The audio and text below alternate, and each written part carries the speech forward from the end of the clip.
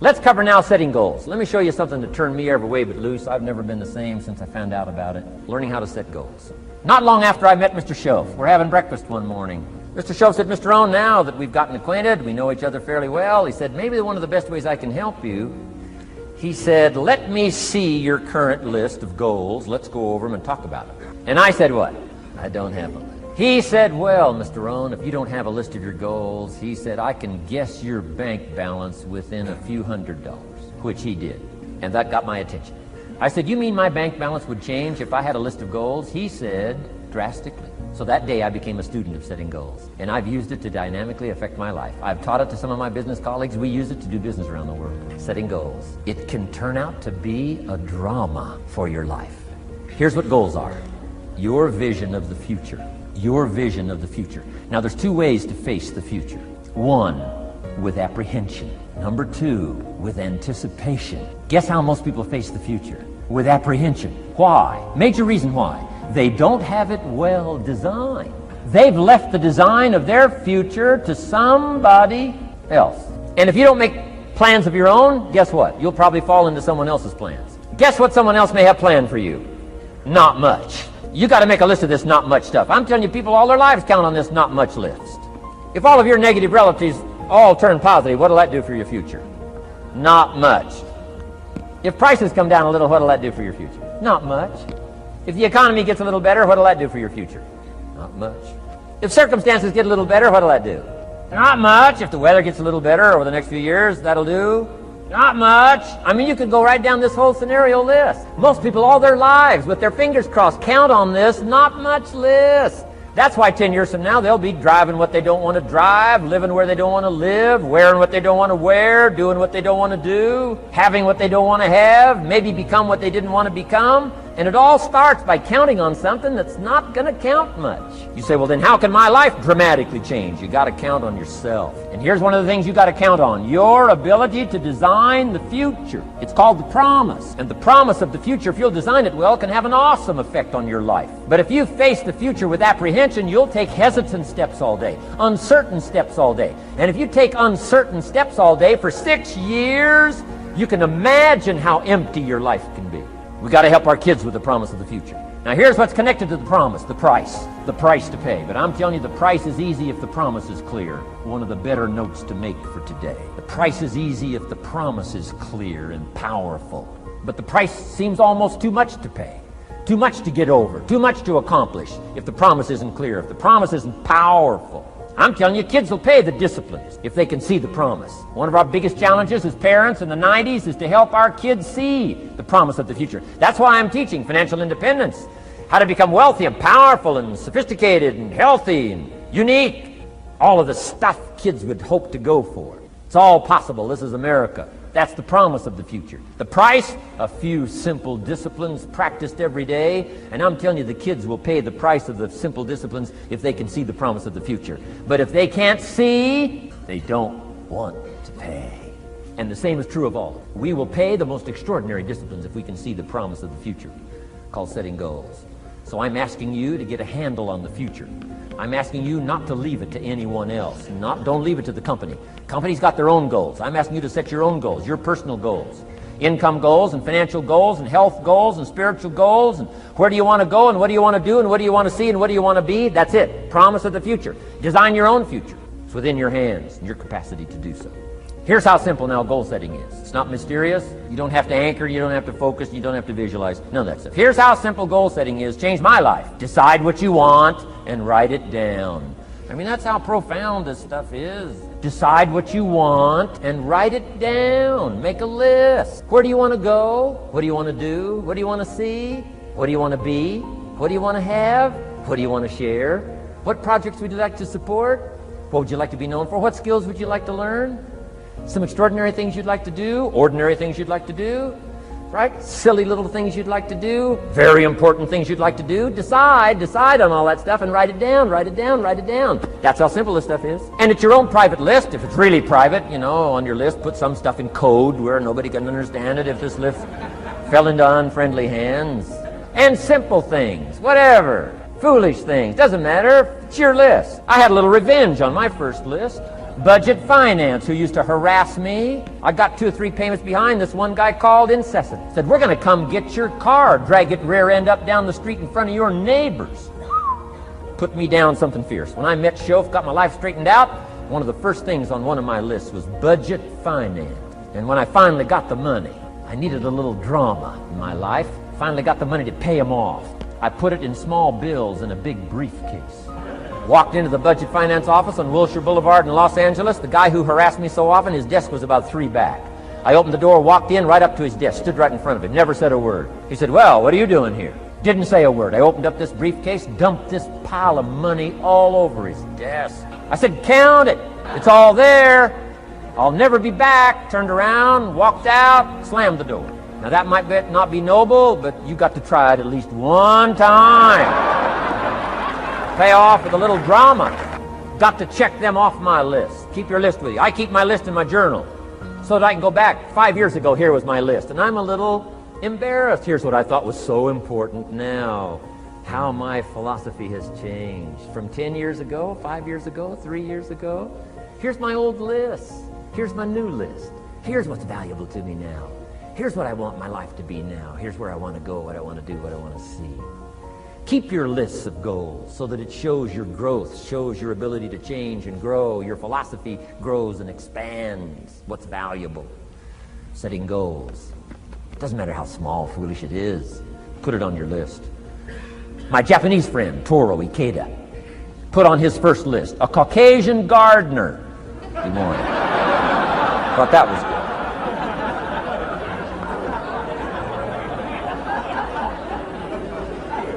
I like that. Have you got this profound thing now on setting goals? Here's how profound it is. Decide what you want and write it down. Get together with your wife, decide. Get together with your kids, decide. Get together with your business colleagues, decide. Write it down. Make a list. Okay, that's how easy it is. Now let me give you one more scenario on setting goals. When I started making my first list, Mr. Shof said, Mr. Rohn, looks like we're going to be together for a while. He said, I've got a suggestion for you. He said, I think one of the first goals you ought to set, you're a 25-year-old American male, sure you've made some mistakes, but now you're on the road to better things. You got a family, worth it. Reasons makes the difference. And he said, you've got every reason to do this. He said, why don't you, among all the goals you're going to set, he said, why don't you set a goal to become a millionaire? A millionaire. This is America. All the possibilities are available. Why don't you set a goal to become a millionaire? He said, it's got a nice ring to it. Millionaire. Enough zeros to impress your accountant. And he said, here's why. Now I thought, the man doesn't need to teach me why. I'm thinking, wouldn't it be great to have $1 million? He said, no, that's not it. Here's why. And I had one of the greatest lessons I ever learned, and I'm about to share it with you. This will be worth the price of being here today if you can capture what I'm about to share with you.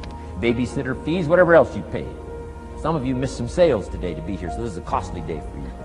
But what I'm about to share with you changed my whole life. Here's what Mr. Shof said. Set a goal to become a millionaire. And he said, here's why. For what it will make of you to achieve it. And I got one of the greatest classes in one sentence I've ever received in my life. Set a goal that'll make you stretch that far. For what it will make of you to achieve it. What a brand new reason for setting goals. What an all-encompassing challenge to have a better vision of the future. What for? To see what it will make of you to achieve it. And here's why. The greatest value in life is not what you get. The greatest value in life is what you become. Major question to ask on the job is not, what am I getting here? That's not the major question. The major question to ask is, what am I becoming here? It's not what you get that makes you valuable. It's what you become that makes you valuable. So Shof said, set a goal to become a millionaire. For what it will make of you to achieve it. Then he said, when you finally have become a millionaire, now, he said, what's important is not the money. I thought, wow, I've got some more to learn. He said, no, Mr. Rohn, I'm telling you honestly, you could just give the money away. Now, I did better than that, right? I told you. I lost it all. I'm rich by the time I'm 31. I'm a millionaire. I'm broke by the time I'm 33. So I didn't have to give it all away. I lost it all. Foolish mistakes I made. I'm a farm boy from Idaho. That early money drove me bonkers. I used to say, how many colors does it come in? I'll buy them all. I went crazy over that first money. I just went crazy. And then I made that one foolish mistake, right? Continuing guarantee. I mean, I'm so naive off the farm. I don't know what continuing means. And a few other mistakes. And by the time I'm 33, I'm broke. Now I've made and lost millions since then. But what an experience that was. And I'm telling you, the man was right. When I finally was broke at age 33, guess what I discovered? My money did not mean that much. It represented only a fraction of all my assets. Shoaff said, once you become a millionaire, Mr. Rohn, you can give all the money away. Because he says, what's important is not the money. What's important is the person you've become. Now, let me give you the key phrase on setting goals. Set the kind of goals that will make something of you to achieve them. Set the kind of goals that will make something of you to achieve them. Always keep that in mind. What will this make of me? If I set this goal and go for it, not only will I achieve it, but what will it make of me in the process? We were talking before this podcast about Holly Holm's victory over Ronda Rousey. And one of the things that we were talking about was that Ronda had this very linear, straightforward attack. You knew she was coming, and Holly is a master at countering. So all she had to do was wait and move, and Ronda was coming in one direction. There was no variation. There was no creativity. There was no creativity. It was a mad bulldog rush that had worked on everybody else before. But she found one person who was a virtuoso at movement, and she needed creativity, and it wasn't there. And she needed that experience that came with having faced someone who knew that position and had a deep understanding of that movement, and she didn't have that in her repertoire. And so that's the result that we saw. Like a striker like Anderson Silva is extremely creative. If you watch, she's got a fight versus Tony Ficklin in Cage Warriors. Cage Warriors? What the f*** was it called in England? Small organization in England. I think it's called Cage Warriors. Yeah. Where he practiced this step-in uppercut elbow, like a sideways elbow. And his coach was going, you're crazy, stop practicing that. And he would make his wife hold a pillow because his coach didn't want him to practice it anymore because he thought he was wasting his time. So he practiced stepping. His wife would hold a pillow for him, and he'd step in and throw this uppercut elbow. That's what he knocked out Ficklin with. Yeah. And Ficklin was outclassed in that fight, but he wanted to make a point. And like the front kick that he landed in the face of Vitor Belfort, Vitor never saw that shit coming because nobody had done that to him before. Because nobody had done that in the history of the UFC. Nobody had ever knocked anybody out with the first kick you learn in martial arts. But the creativity to try something like that. He would throw punches to your thigh from standing. He would throw a jab to your thigh. He would throw a crescent kick, an inside crescent kick to your face. Like, what the f***? It was part of what made him such an effective striker, is that he threw these things that you just didn't expect him to do. Steve Jobs died. When Steve Jobs died, where did his money come from? One place was Apple. He owned some Apple stock, but that was not the majority of his wealth. Majority of Steve Jobs' wealth when he died was from, iTunes is Apple. No, it was an investment. Look it up. What's the name of the company? Everybody's going to know the name of the company as soon as that. Pixar. He was one of the three founders of Pixar. That's where most of his wealth was, from investments. So to get to the top of the food chain, you got to get to the legacy wealth, to be able to leave your family something, which is really what everybody wants to do. Once you have the BMWs, you have the BMWs. Once you have the country club, you have the country club. Once you have the Gucci belt, you have the Gucci belt. Once you go on a yacht trip, you go on the yacht trip. Once you fly first class, well, you've done it. Even when you go out and buy your own plane, you've done it. At some point, you're gonna be like, okay, now what? Now what? When do I start giving back? You're not going to give back to society until you create indestructible wealth, which is really what everybody wants to do. Everybody wants to give more and help out more and make a difference. And one of the things we've not covered that is such a critical part of communication, and maybe more important than even what you say, is your ability to listen to people. It's a huge part of communication. I've taught you before that people don't respond to what they hear or see, they respond to how they feel when they interact with you. And one of the best ways to make somebody feel good is that they feel listened to and that they feel heard. I think being a great listener has lots of benefits. 1, people will like you more. 2, you're going to learn more. 3, it takes the pressure off you. And so listening skills are so critical. I got a call from one of my friends from many, many, many years ago, growing up, and he said, he's been trying to get into a relationship, and he says, Pat, he's an entrepreneur. He says, Pat, I'm dating this girl, and I'm at a point right now where I feel like I need to settle down. I'm in my mid-30s. I said, okay. He says, but she told me this. I said, what'd she tell you? She says, it's either me or the business, because she can't stand the fact that I'm working the way I am and I'm running a business. And I said, what's your answer? She says, well, I don't know. What do you think I should do? So I'm not going to give you my advice. I said, how are you wired yourself? He says, Pat, I don't think I can really do this. I said, why do you think? He says, because you're asking me to change myself. You see, when somebody says it's either me or the business, let me explain to you how an entrepreneur sees that. So maybe it'll help understand. The entrepreneur says it's either your arm or me. What's more important? I love you, but I'm not going to cut my arm off, or you're telling me to be a whole different human being to be with you. We're not living in biblical times. I'm not going to cut my arm off for you. If you want me. This is how I come. Do you like it? You don't like it, go find somebody else. But this is how I'm wired. I've been like this for 22 years. I've been like this for 38 years. It doesn't mean I'm not going to change and improve myself with maturity. I am. But I'm an entrepreneur. I'm in the hunt. I'm going after it. I want to build something special and significant for my life. And I want to build it with you, but not if you're trying to change me. So on the other side, somebody may say, well, they spend more time with the business. They love me. They love the business more than they love me. No, it's how they are. It's how they are. It's how they're wired. It's somebody says, babe, I'm pregnant. What do you want me to do? When you're pregnant, you go through this. A man may feel like, but what's more important to you, the baby or me? What are you talking about?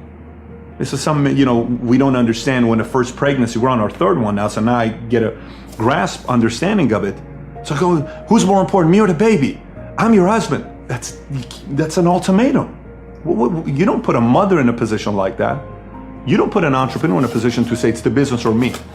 They'll typically take them as who they are for a human being. Because the last thing you want is date somebody and then 10, 20 years later they have resentment. Then it can lead to worse things.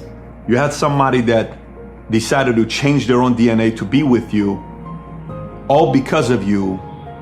You have a delayed time bomb of someone that could eventually become your biggest enemy in your life because you try to change them. I don't recommend that. One of the best recommendations I got before I got married, I was dating a girl at one point, and I went to one of my mentors, one of my pastors, and I said, hey, this is what I'm experiencing. What do you think? He said, does it bother you? I said, a lot. He said, can you deal without it? I said, no, I cannot. I can't deal with this. And he said, it's just going to get more. So if you can't deal with it now, don't think it's going to disappear. And I had to make that decision and move on. It wasn't easy. It was very difficult because, I really care for this human being, but I had to move on. So if somebody's really trying to change somebody and you're an entrepreneur, if the person does change, it's just a matter of time till the person goes back to being true to who they are. You're going to be true back to who you are. The entrepreneur, the real entrepreneur, is going to go back being true to themselves.